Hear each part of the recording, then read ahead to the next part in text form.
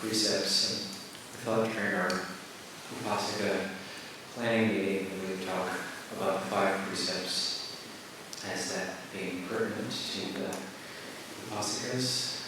And there's not really a place that I know of in the canon where the Buddha actually gives the 5 precepts. He just talks about them in ways in a comma in terms of this is the result of killing, this is the result of stealing, this is the result of sexual misconduct, this is the result of false and harmful speech, this is the result of taking intoxicants.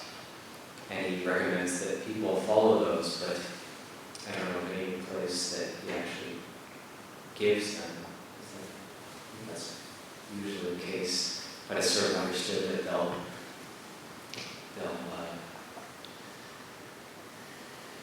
keep the precepts after listening to those teachings. So there's many places where the Buddha says that the reason you keep the precepts is for non-remorse. And it also cuts out a whole bunch of suffering from our lives. For example, any suffering that we might come into contact with from killing, we don't experience that. Any suffering we might come into contact with through stealing, we don't experience that. Any suffering we might come into contact with through sexual misconduct, then, for example, cheating on our partner, then we don't have to experience any of that, so we cut out that whole load of suffering. Any suffering connected with, say, lying. How much suffering is it to lie and have to uphold the lie and having to keep putting a lot of effort into our trying to keep our stories consistent, and divisive speech, harmful speech.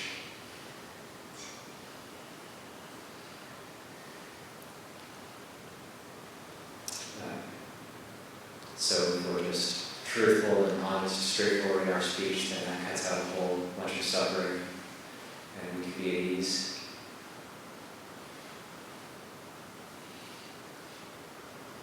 And then taking intoxicants. So when we take on the precept of not taking intoxicants, then ends all of the suffering that might occur if we were taking intoxicants. So already just keeping the 5 precepts cuts out a large lump of suffering from our lives. And also it's for non-remorse, and then that's eventually leading to states of samadhi, mental stability, concentration, and wisdom. And the Buddha also spoke of precepts, the 5 precepts, as being 5 great gifts. So we might think of it in terms of lessening our own suffering, but also the Buddha spoke of it in terms of gifts to the world. And that it's a great act of merit to keep the precepts. It's a type of merit that is always increasing. So I'll read a short sutta. It's the Anandabhuta Nikaya Buddha Gates, Sutta 39, the streams of merit, and where the Buddha talks about the 3 refuges and the 5 precepts as being streams of merit.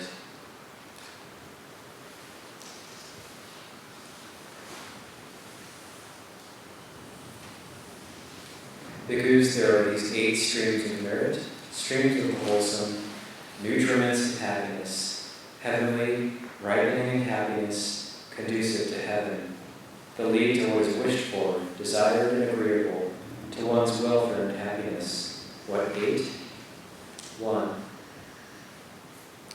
Here a noble disciple has gone for refuge to the Buddha. This is the first stream of merit, stream of wholesome, nutriment of happiness, heavenly, ripening happiness, conducive to heaven, that leads to what is wished for, desired and agreeable, to one's welfare and happiness. Again, 2. A noble disciple has gone for refuge to the Dhamma. This is the second stream of merit that leads to what is wished for, desired and agreeable, to one's well-earned happiness. 3. Again, a noble disciple is gone for refuge to the Sangha.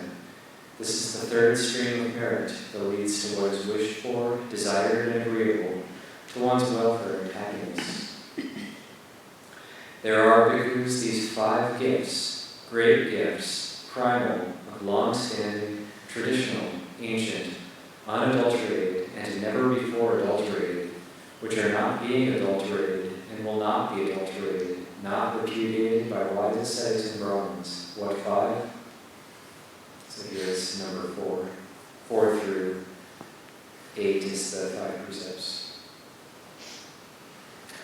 Here, a noble disciple, having abandoned the destruction of life, abstains from the destruction of life. By abstaining from the destruction of life, the noble disciple gives to an immeasurable number of beings freedom from fear, enmity, and affliction. He himself, in turn, enjoys immeasurable freedom from fear, enmity, and affliction. This is the first gift, a great gift, primal, of long-standing, traditional, ancient, unadulterated, and never before adulterated, which is not being adulterated and will not be adulterated, not reputed by wise ascetics and Brahmins. This is the 4th stream of merit that leads to what is wished for, desired, and agreeable to one's well-earned happiness. Again, a noble disciple, having abandoned the taking what is not given, abstains from taking what is not given, abstains from sexual misconduct, abstains from false speech, abstains from liquor, wine, and intoxicants, the basis for heedlessness. By abstaining from liquor, wine, and intoxicants, the basis for heedlessness, the noble disciple gives to an immeasurable number of beings freedom from fear, enmity, and affliction. He himself, in turn, enjoys immeasurable freedom from fear, enmity, and affliction.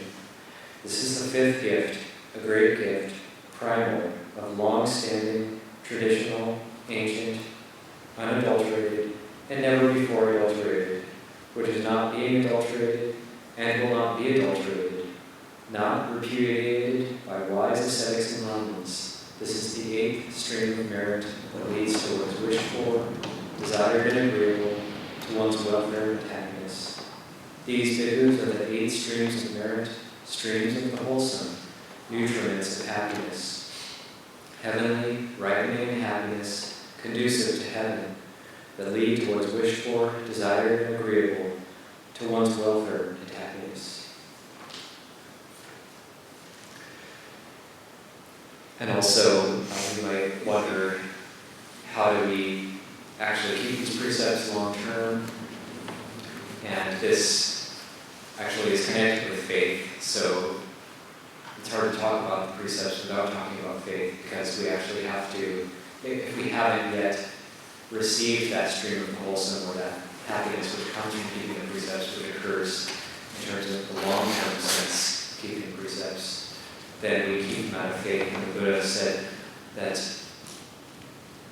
sila sampano, precepts, or sila, virtue, is perfected by faith. Virtue is accomplished through faith.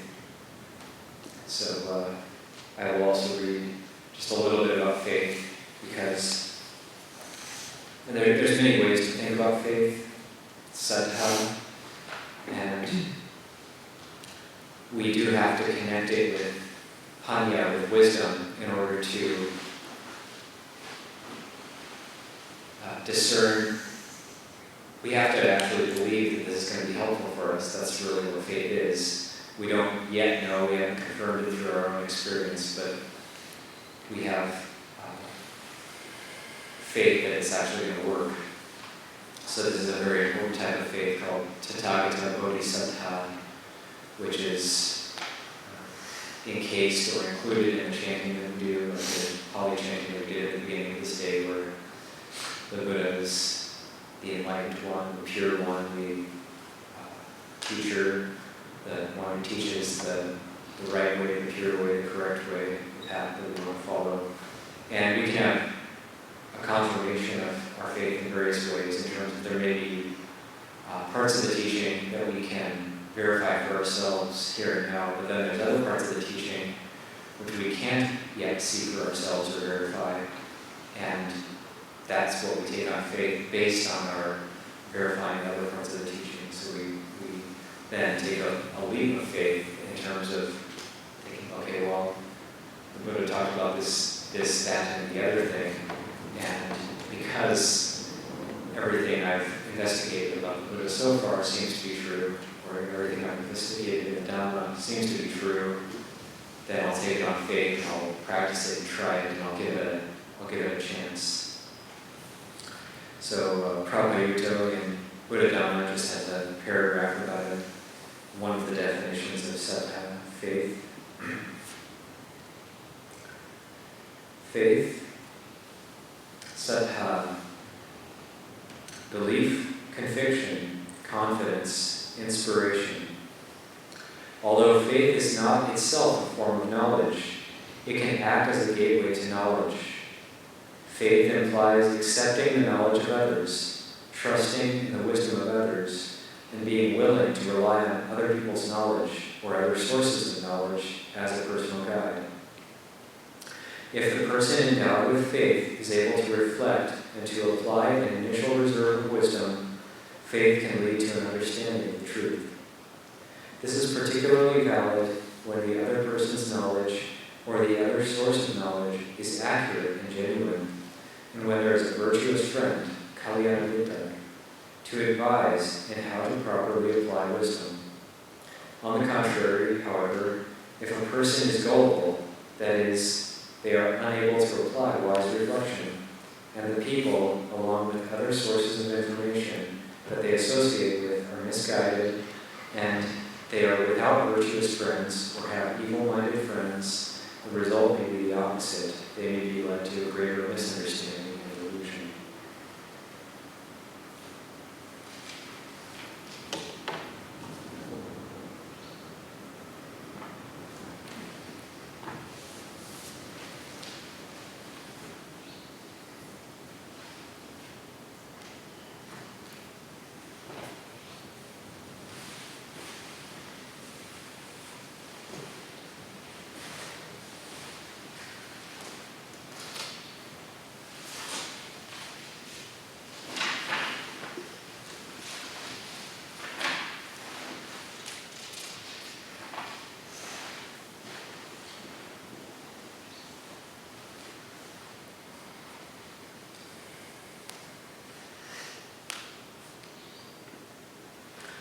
So at first we're holding the precepts out of faith, and then eventually, when we see the benefits of the precepts, the Buddha teaches it will be much more natural than to keep the precepts. And so at first there might be a sense of restraint. Like, for example, we use the example of the mosquito landing on us and us restraining ourselves from hitting it, or a horsefly biting us and restraining ourselves from killing it.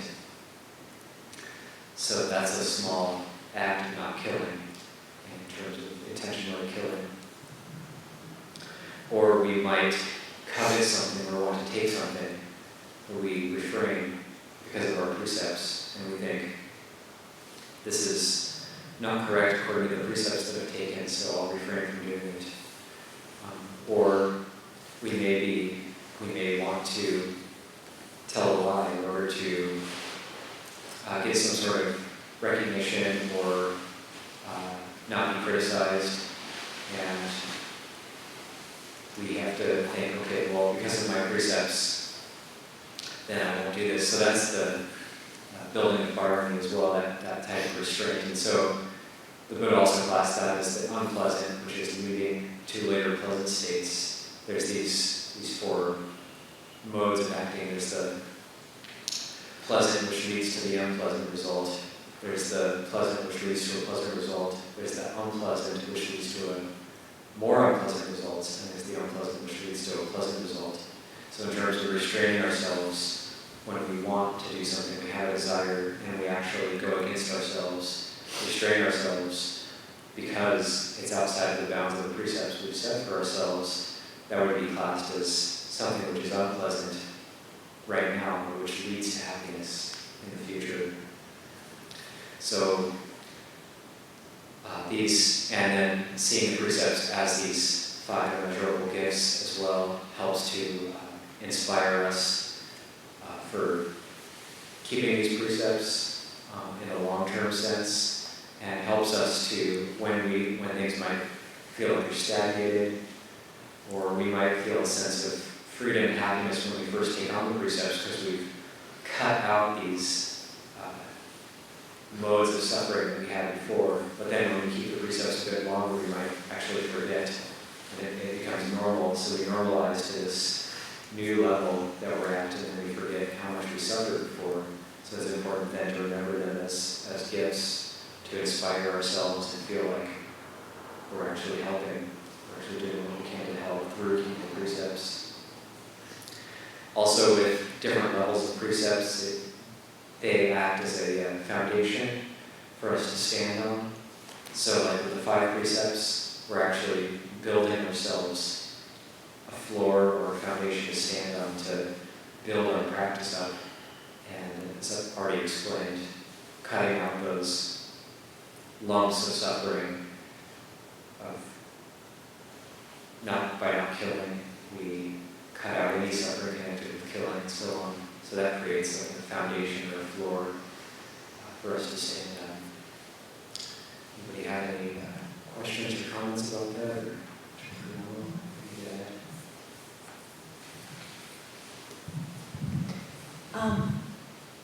I was thinking that the 5 precepts are almost very childlike, because children, healthy children, by their nature, don't steal or lie or do these things. They're mostly taught to behave certain ways, to exist in our society. And so it's almost like going back to a very fundamental part of ourselves before we were messed up by our parents or whatever. And the other thing is, I was thinking that to follow these precepts helps to not feed into the chaos. Like if there's an angry crowd because something's happened, if my pull is to be angry too, it's like then I feed into it and I make it bigger by standing back and holding, delaying that immediate desire to be angry, and go back to the precepts and to the refuge. It lessens the power of the event. Because I don't know what my addition to that anger and to that crowd might happen, what the cause and effect, what it might be down the road. I might be the person that does the one thing that causes something terrible to happen.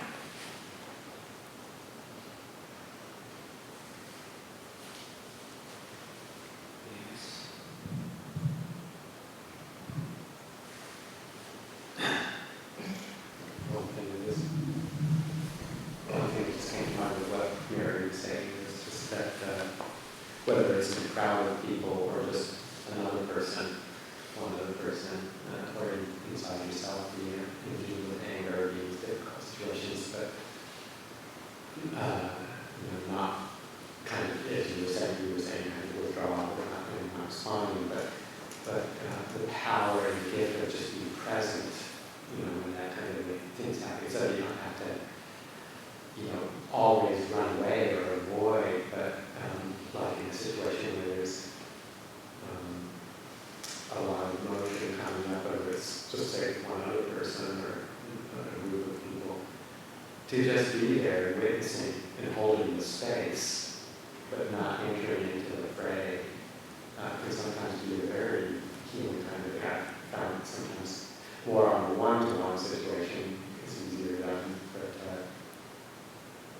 if somebody is displaying a lot of anger or emotion or irritation or resistance, and I feel, something rising up in me, that just backing off from the immediate response, really cluing into, okay, how is this affecting right here and right now.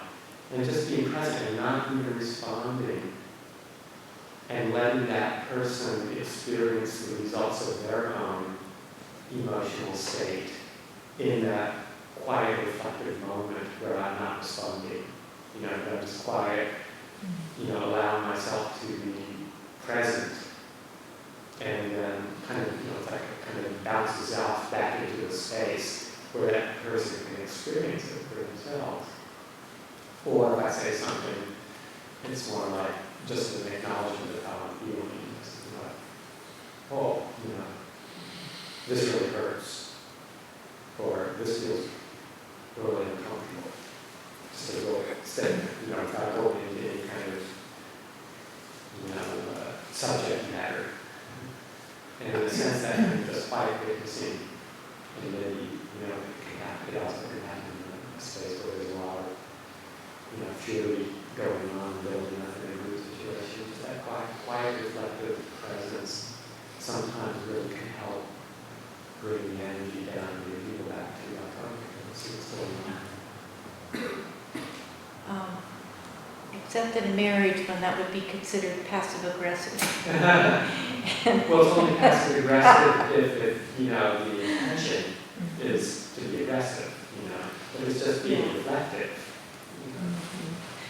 That's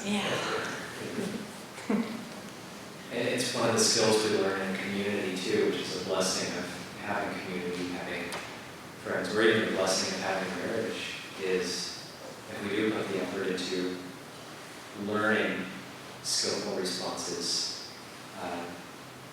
because actually we talk about letting go a lot, but letting go is this vague thing that's hard to define. It's like, oh, just let go.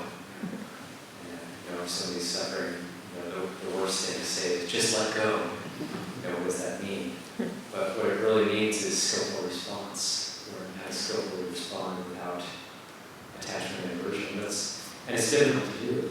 It takes that refuge and awareness, that mindfulness. So, you know, passive aggressive, yeah, we might be, say like,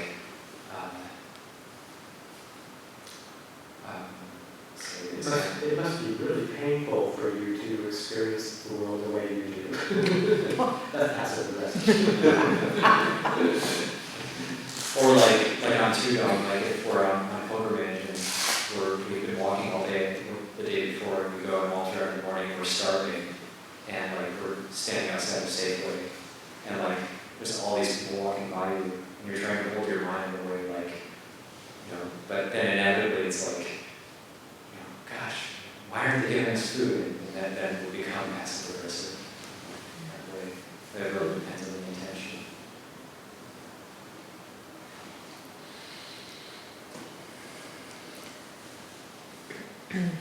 I just want to express my deep appreciation for how the precepts are held in this community, in this lineage, you know, which I've been part for now quite a long time, and just like the safety that provides and the ground for trust, and coming here like year after year, and this sort of stability of the energy here, and you know how one can expect to be received here, and just what is, you know, what's here. I've become really aware of this. There's a sitting group that I'm part of, and I'm the only person in this lineage who's in the group. You know, there's some like people that are more involved in kirtan, and there's somebody who, like some people that were more sort of grounded in Tibetan practice, and somebody else who was, his practice for years and years was the chanting, the Namiro ring, I can't say it, but I mean, he talked about being like abused verbally by his teachers.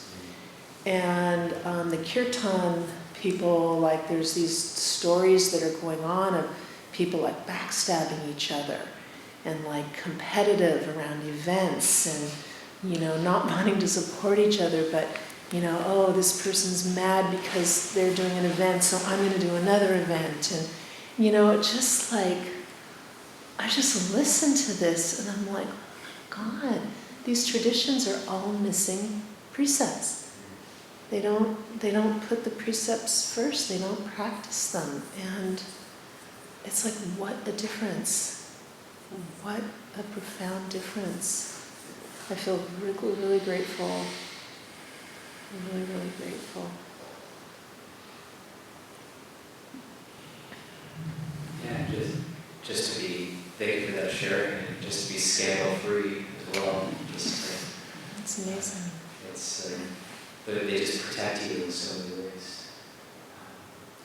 But we actually have to keep them, and they aren't commandments though; they're training guidelines. So there are ways to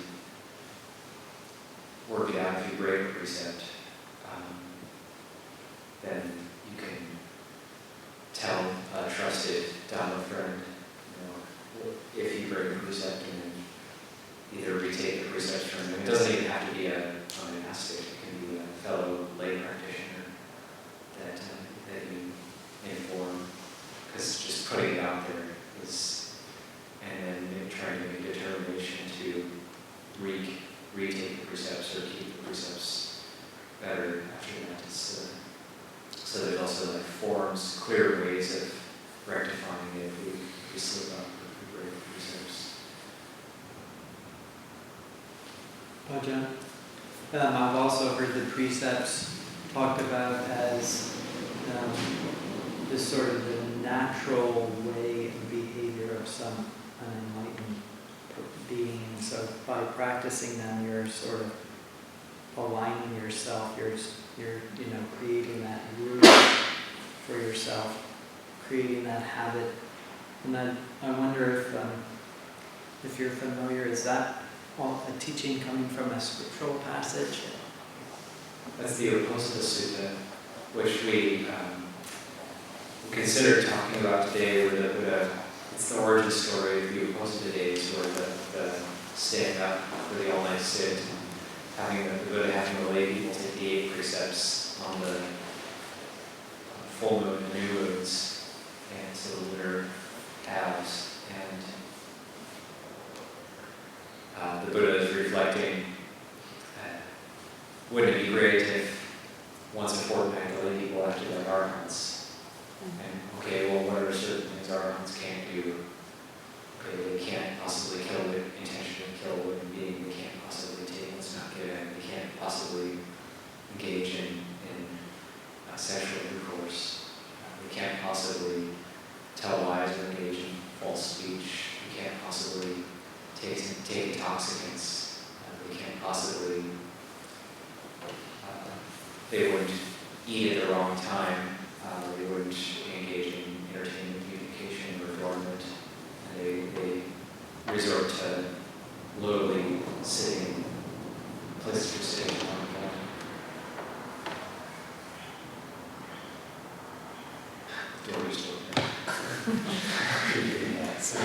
Oh, it's the wind. Passover is the Messiah. Well, that's funny because I was asking Karunadhammo earlier today, what's the meaning of Easter? Isn't it the same as Passover? That's the wrong answer. Little different. That's not much I know about other religions. Isn't it this giant rabbit that lays eggs or something? No, that's not it. No, it's the resurrection. That's neither Easter nor Passover.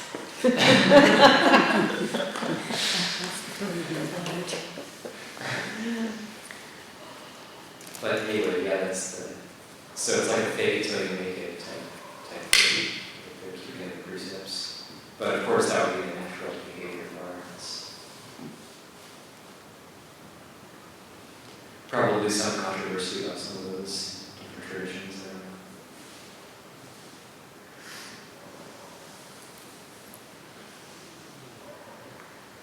It kind of reminded me of part of the discussion earlier, that if you have, as you progress on the path, certain behaviors or desires or whatever, they just like naturally fall away. You don't find yourself wanting to do those things or actually doing this, like almost against your nature. I remember being extremely critical of Ajahn and Ajahn when I was in Antarctica because I read this sutta that said, Arhants don't laugh. And then so I confronted him about it, because I didn't care at that time, and he had know about good manners. So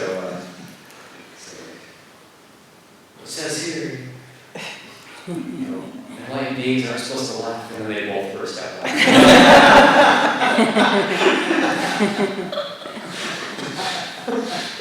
And somehow, yeah, that was a good teacher.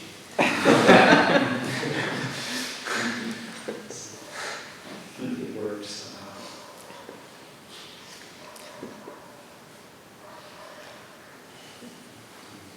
I wonder if you can speak about sort of maybe a tendency that we have when we try to practice certain sort of precepts and look at someone who doesn't, and use that precept as a way to elevate yourself above, others. So I guess for the monks, maybe you give all 10 precepts and you're better than 8, and it's better than 5. So how do you avoid turning a precept into a kind of like that sort of a self-inflating? Just by noticing the pain of it. That's a form, it's one of the 9 forms of conceit. And just realizing that it's a manifestation of this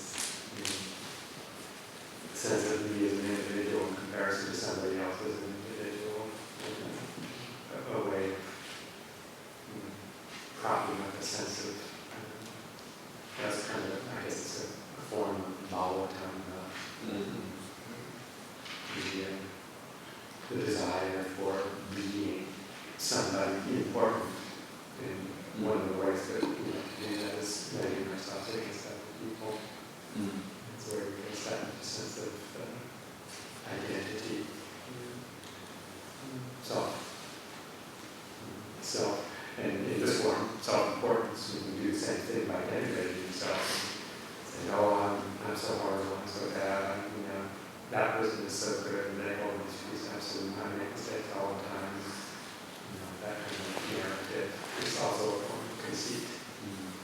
So it's and just noticing the motivations behind that to establish a gap hold, some sort of identity, whether it's an inflated identity or an inferior identity or one that's even equal holding that. So like, oh, I'm just the same as everybody else. They're just like me. We're all equal. All the precepts the same.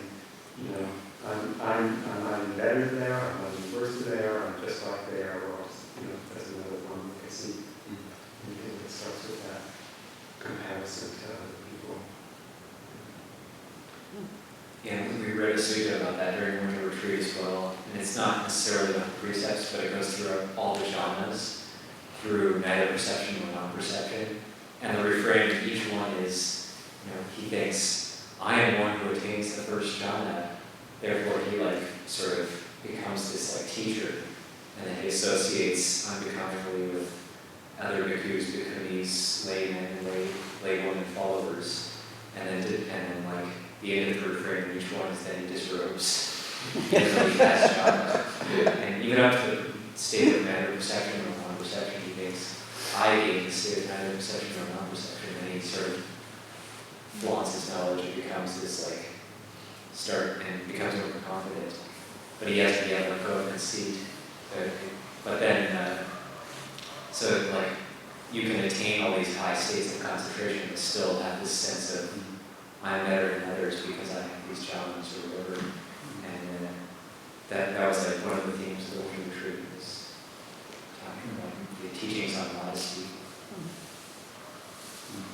There's a little bit of it here, I can read this paragraph.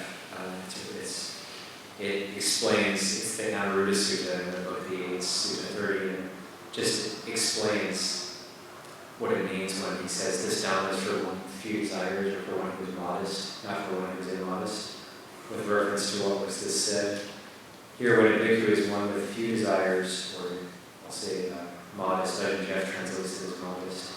Here, when a bhikkhu is one who is modest, he does not think. Let people know he is one who is modest. When he is content, he does not desire. Let people know he is one who is content. When he resorts to solitude, he does not desire. Let people know he is one who resorts to solitude. When he is energetic, he does not desire. Let people know me to be energetic. When he is mindful, he does not desire. Let people know me to be mindful. When he is concentrated, he does not desire. Let people know me to be concentrated. When he is wise, he does not desire. Let people know me to be wise. When he delights in non-proliferation, he does not desire. Let people know me to be one who delights in non-proliferation. When it was said, this Dhamma is for one who is modest, not for one who is immodest, it was with reference to this that it was said. I love the refrain.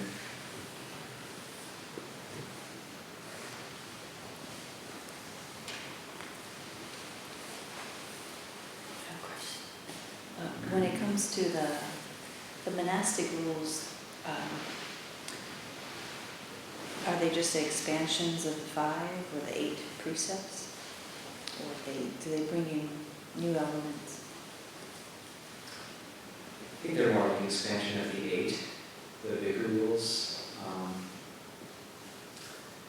Because the 8 are the renunciated precepts, the 5 are the non-renunciated precepts. So, of course, celibacy, and then a lot of the 227 rules for bhikkhus is a lot about things that are specific to bhikkhus, like how we look after our robes, or how we look after our etiquette protocols. So not all of them are moral precepts, practical precepts sometimes. But then all the moral precepts, there's a precept against drinking alcohol, specifically against drinking alcohol. There's precepts against eating afternoon, there's a precept against storing food. These are some of them are part moral, part. But then all of the precepts become moral because we take them on as a determination. So breaking them becomes like a breaking of determination. But then we can redetermine to keep them in the future. And the moral precepts are often just spelled out in much more detail as individual precepts, like around precept of right speech, not lying. And there's lots of rules. There's one that's specific about lying, but there's one about divisive speech or harsh speech as separate rules. Or criticizing. Criticizing is a separate rule all by itself. Criticizing, complaining about a community official, which should be 13. So yeah, it's just kind of a building up and detailing of those precepts. In terms of redetermining to adhere to a precept when one is broken one, for example, something about harsh speech, would you say that it's helpful to support that determination to kind of identify some parami perhaps that's lacking, or that could be developed further? For example, metta. There's a family member that I often speak ill towards under certain conditions, and very difficult, very challenging for me conditions. And this person is the way they are, and I am, and I love this person. And so it's just occurring to me that I can determine all I want. I'm not going to speak that way no matter how she speaks to me. But sometimes I can't keep that. So it seems like it might be helpful to look elsewhere, that it's not the quality of determination itself may not see me through the most stressful, most challenging situation. That maybe it's metta or patience or something else. Yeah, it's a combination. we've got 3 doors of action, body, speech, and mind. Yeah, And yeah. we have to use all 3, kind of transforming the mind. The precepts are sort of like the ones on behavior of speech, that the structure on that is kind of your Yeah. basic car you try and have in place. Yeah. But then to support that, you are actually looking to transform the underlying tendency that kind of is what's propelling, whether it's that kind of reverse of state of mind, is what is ignited, in those kinds of situations. Propels one to act out on it. The first one, the strategy is just like, not saying it. Just taking a deep breath. Right. But, the real work is done by, that helps you actually experience the state of mind when you discover the action on it. Because then you're not getting any temporary relief from that, expression of it. So you're having to hold on to that energy and experience it quite personally. And that's a real motivation too. Well, how do I actually start working with this? And then you start to go, some of the antidotes, we develop in our needs, or what you do over the long term, not necessarily in the moment. Yes. Because, if you're feeling rage, it's kind of hard to say, maybe you will, It would have been completely inappropriate. Right. And also sometimes the actual antidote isn't always the obvious opposite. I've often found, when irritation or anger is coming up around a particular person or indignation, that at least in the immediate term, the having to really focus on patience rather than meta. So, that would be part of Just in addition to comment on patience, one of my teachers, Kamala Masters, I heard her once say that patience was the supreme incinerator of the kilesas. I loved that. That actually is almost a direct quote from the Buddha. Yeah, so I'm sure she was, I just love that. It's so powerful and, evocative. It affirms. It also, I think it's worth talking about just briefly before we're out of time, is the 4 powers of confession, just because they're talking about precepts. Then how do you even karmically purify precepts if you break them? So the Buddha said that one is, say if you break a precept, one is to make it known. And also it can be said that all precepts are embodied speech. The mind is within the realm of Dhamma. That's more the Dhamma teaching covers the mental virtue, but the Vinaya, or the precepts themselves, are actions embodied in speech. So that's what we're concerned with here. And if you break a precept of body or speech, then you can make it known. So that's the first power of confession, is revealing it. The second power of confession is, I'm trying to think.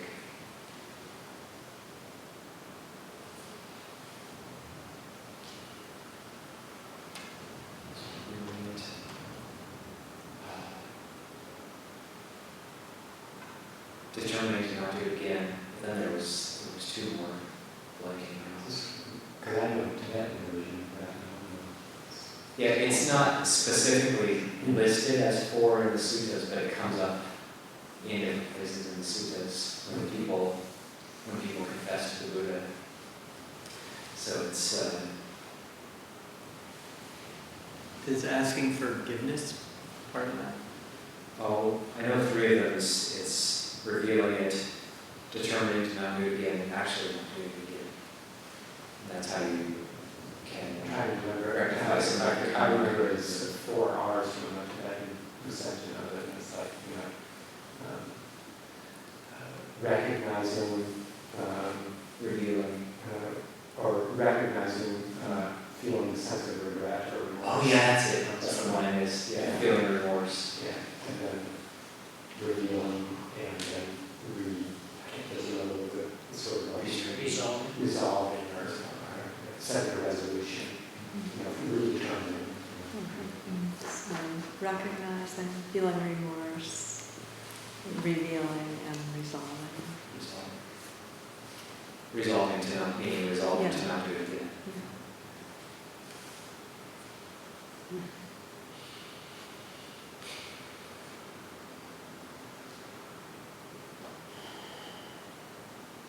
Yeah, that's something I think that, an Upasika, like serious practitioner could probably really benefit from it. Maybe people, I don't know, maybe people do, but I kind of suspect that just the act of, in the monk's tradition and the nun's tradition, the act of confession.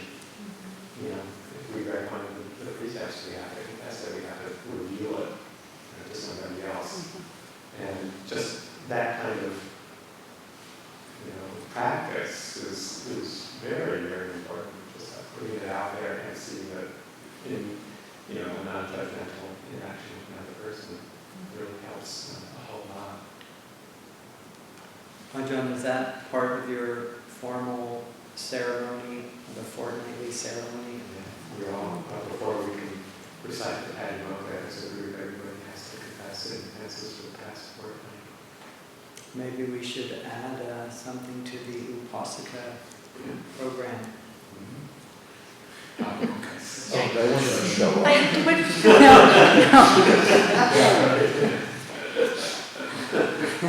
Have somebody stand behind a grate.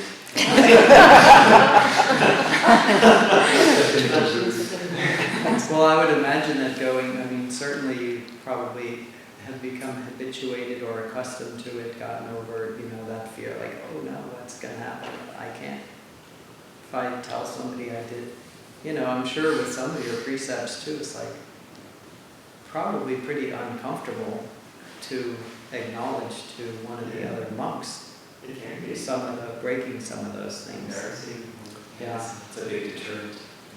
And both from the deterrent side, but then also for really having to explore like the different layers around,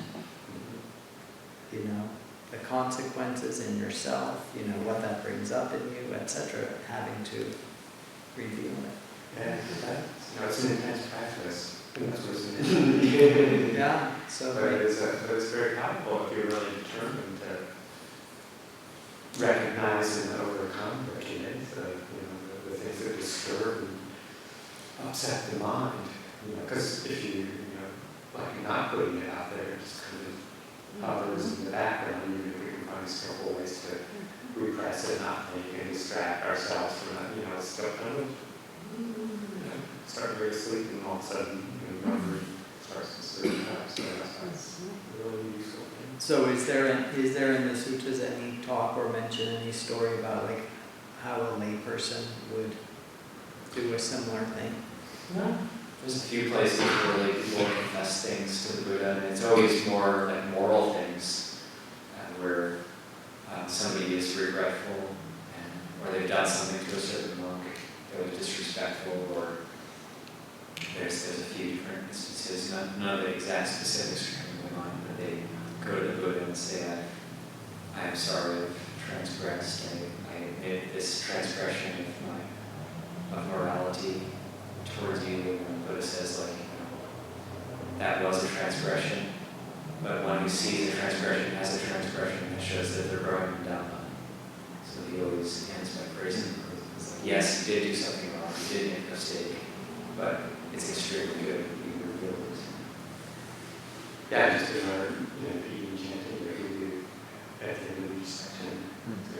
But I speak from there for chanting because the Buddha has done something in my heart and all be accepted. Then future they may be strength. That itself is a great formula to confess it. It also comes back to the virtue being accomplished by faith.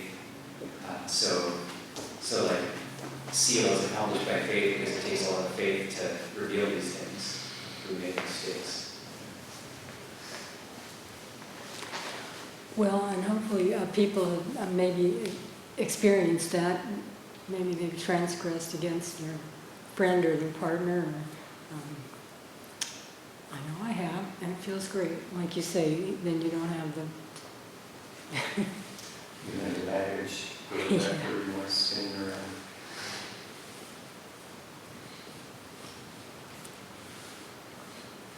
I just keep thinking it's also, it seems also beneficial in that either person in the situation that I was in could probably talk to a friend and kind of get a pass on it. Like, I could talk to someone and they could say, oh yeah, I can see why you did that. And I'm sure the other person could too. And so to have someone who's holding also the, helping hold your intention, your skillful intention, no matter what the situation, is helpful. And to not take things so personally, either the other person as a person or myself as a person. One of the problems that can arise is actually if, say, you have two monks who are co-conspirators in some sort of misbehavior, and they just decide to mess with each other. So that there's actually a rule where if you have the same offense as somebody else, you're not allowed to mess with them. That's good. Close all those loopholes. That's why there's so many rules.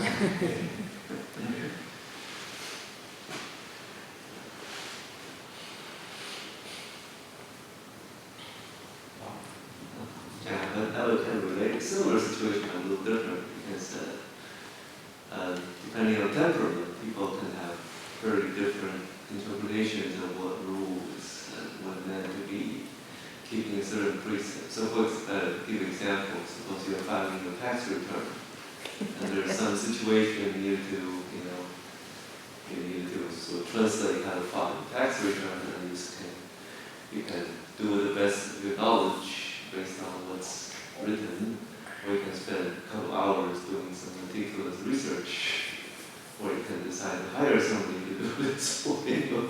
So, and then they may have different outcomes. So, to what extent are we adhering to the precept of, truthful speech by following any of the three options, and what, in case of a disagreement in terms of what is the acceptable standard, what will be the process? I wonder if there's something in the monastic rules that could be helpful for resolving that. You can take the Satyavarma, the truth, as far as you want. You can take it as refined as you want. I mean, this comes up for me like if you install a piece of software on a computer, and it's like you have to click a little checkbox that says, I have read the license agreement.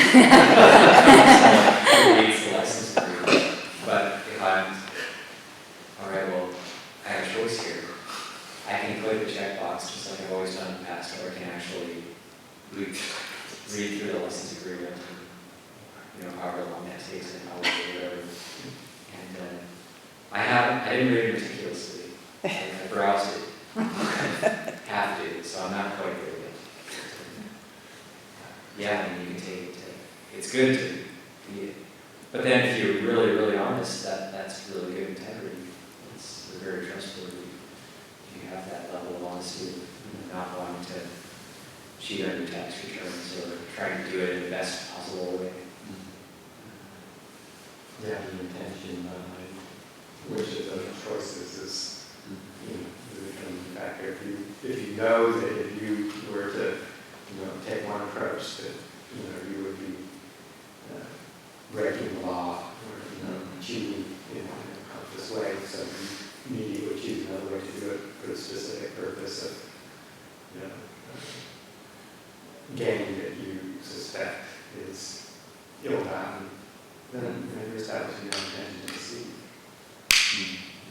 But if you're it's like, I'm going to hand this over to the expert, I don't know what I'm doing, and I'll accept what they say. I don't have to go through everything that they're doing with the fine-tooth comb to make sure that you know, obeying every single fine point of the law, you know, but if you're just doing it because you trust them enough and you don't have the skills or the interest or time or the energy, then that's a different intention that I'm going to give to them, you know, so that they'll come up with some way that I can circumvent what I'm really supposed to do.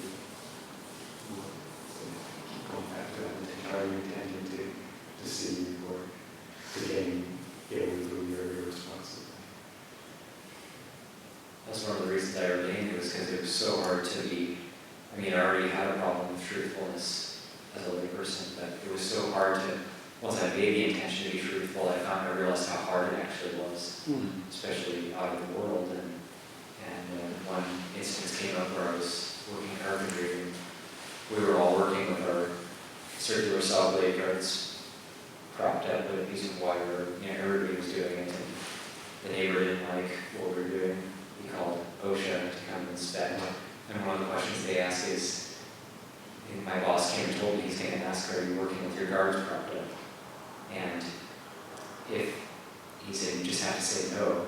Because if you say yes, if you're truthful, I get a $20,000 fine. So it's like, I could be truthful and my boss would get a $20,000 fine, or I could lie and everything would be okay. And another guy working on the job, and I reflected on it later, he must have had precepts or something, he just took off. We didn't see him again. So he completely avoided the situation. But I just had no problem. Like, no, I'm not working with my guard up. And then that was the right answer. But then I thought about that, like, gosh, this is kind of I'm stuck between a rock and a hard place because I don't want my boss to get this huge fine. And I didn't actually know that it was illegal what we were doing. He told me at the last second, and you know, and everybody does it. And so it's like, what do you do? It's difficult to be completely honest. The monastery, it's a lot easier. Yeah, it's truly a refuge because out in the world, being honest is, and there are these various figures that are definitely not honest. And yeah, it's a challenge. I was thinking with Ing's example, the way you presented it, I assumed that the intention behind each of the three was an honorable one. That there wasn't an intention to cheat. It was just, you know, I could do it this way, I could do it this way. And if in fact the end result, if you were to do each of the three and the end result is different, then, I mean, it sort of brings home the point that intention is the key, because sometimes I don't know how I want to say this, there's no solid, defined right or wrong in a certain kind of instance. I don't know if that makes any sense.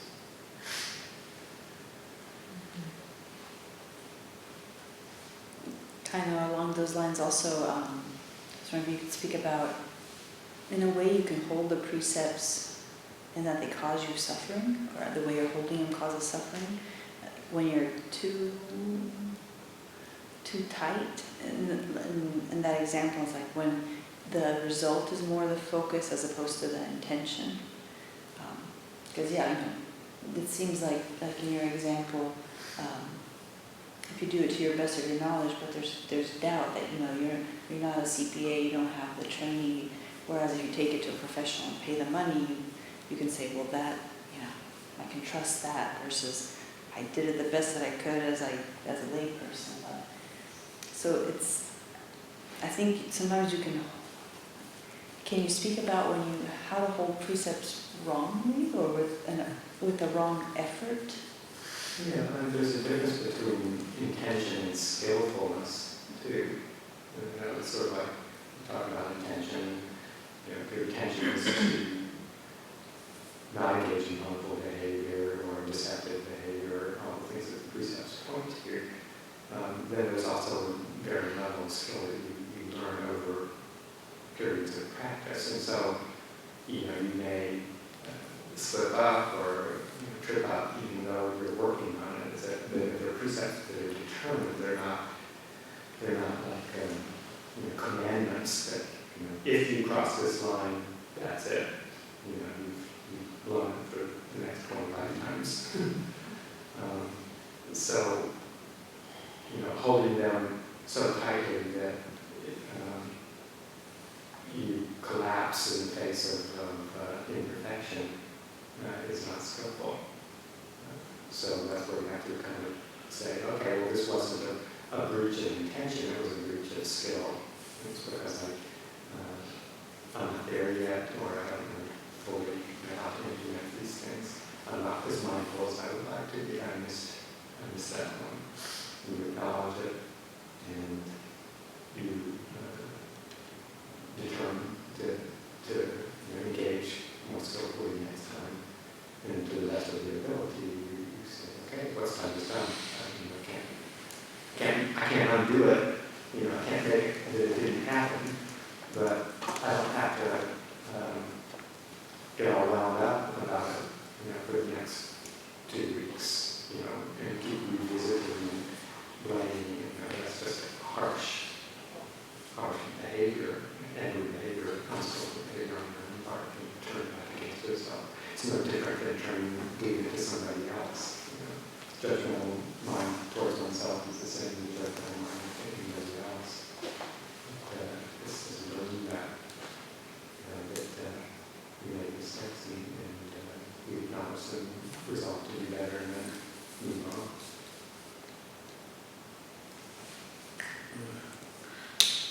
Thought is it recognizing the difference between intention and perfection. What is the difference? The difference, not getting so caught in intention versus perfection. Because we can have an intention, and I often find perfection can be based on ideals. And sometimes those ideals don't exist, that they're self-created, and there's no way to. So working more with intention versus the idea of perfection. And I think maybe those can get mixed up. Well, I think it's similar. Without the same intention versus skillfulness. Yeah. Perfection is just sort of the ultimate skill level. Yeah. Yeah, and sometimes the way I think is like, oh, I'm going to do this perfect. But perfect may be based on something that doesn't even exist or an idea I'm creating. And so versus recognizing what's my intention when I'm doing this. And yeah, I mean, intention is the primary and most important aspect in terms of mental cultivation and karmic effect. But we can also have a pure intention and be completely lazy around developing a skill. Sometimes people say, oh well, it's just, well, I was good intention, so it doesn't really matter what I do. So there is still the need to develop the skill, so that we can refine our actions and our speech, so that we are actually causing less harm, even though our intention all along is a good one. We can't use that as a kind of an excuse not to develop skills. So they go hand in hand, but it's taken to the point of using the skillfulness to the point of measuring yourself against a perfect ideal and then holding it against yourself because you haven't achieved it. Then that's when it becomes actually unskillful. yeah. So, if the intention truly in your heart was to lie about the saw, so that an innocent, well, I guess he was not innocent, but so that your boss would not be fined, how does that not, is it not sort of selfish to say, well, my precept says I cannot lie, so therefore I did this act, which is my responsibility, but I can't lie about it, so I'm sorry, you're going to get fined $20,000. I mean, how does it play in there that you know you've done something wrong, but somebody else is going to pay for it? Yeah, see that's why I think the most skillful reaction was the other guy who just ran away. Yeah. He didn't want to harm the boss, and he couldn't lie, it seems. So he just disappeared and didn't return to the job, actually. I don't know where he went. I came to the monastery without ever knowing what happened to him, actually. He just completely left the job. Did you say though that you didn't know that it was illegal to have the guard up? Yeah, I was doing whatever the rest was doing. So if you didn't know that and your intention was not to cause harm and not to do something illegal, and you didn't know about it until afterwards, then your intention is to not harm have the boss be harmed, which is actually a positive intention because you didn't have all the information to even know that. Yeah, but he has it now. But I'm saying he has it now, but at the time, so that's what I'm just saying. Well, he had the knowledge from his boss. I'm going to feel bad about myself, right? That's a good one. You're going to have to disrobe her. That's what we have to So deal he with still also. had to take that decision, even before the inspector came, that he should. Well, I just want, this is the new simile of the saw. I just wanted to respond a little bit also to Mary's in that intention and motivation can be slightly different nuanced kinds of things. So in some cases, like intention refers actually it refers to the intention to act in some way, regardless of what the motivation is. The motivation might be compassionate, or the motivation might be selfish, or whatever the motivation is behind something, there's still the intention to tell a lie. You know, even if it's for a very compassionate kind of a thing, like it comes up in medical situations all the time, with people who are going to die and they're demented, and do you want to tell them the truth, or do you want to make things worse, or sort of like the intention can still be to misrepresent the truth. And even in situations where things like that are compassionately motivated, like to say the loss of $20,000 fine, there's still going to be a karmic effect from telling a lie. The karmic effect may be different depending on the motivation. If it's completely self-serving and might cause harm to somebody else, and you tell a lie to get what you want, somebody else's complete expense, and you don't even care one bit about it. The karmic effect is going to be different than if you tell a lie trying to save the loss of $20,000 fine. So there's going to be a difference in how that plays out in your life. However, telling a conscious lie, even with compassionate motivation, is still going to have some sort of karmic effect.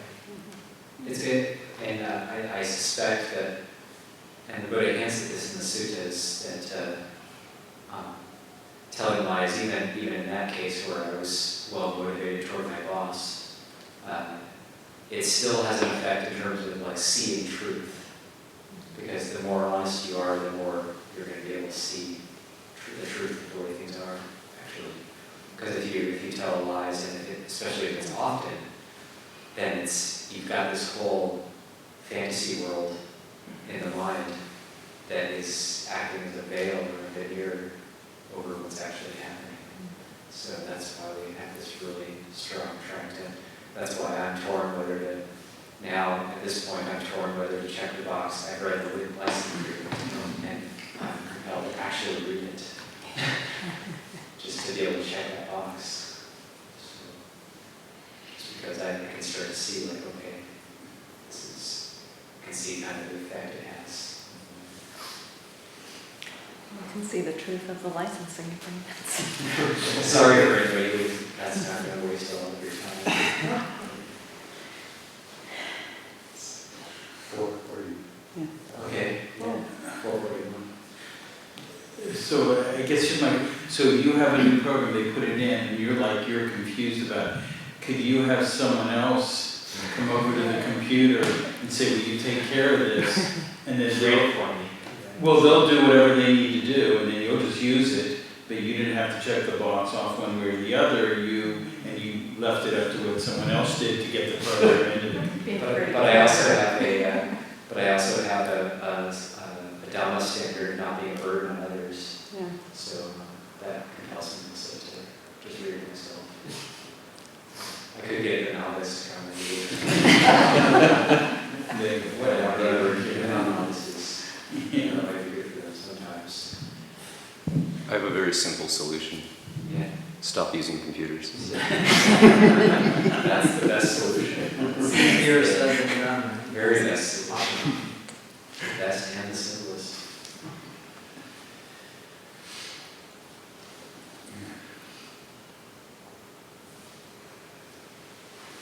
Luckily, I don't use them enough that this only comes up like once every 3 years or something. So, I barely ever install them.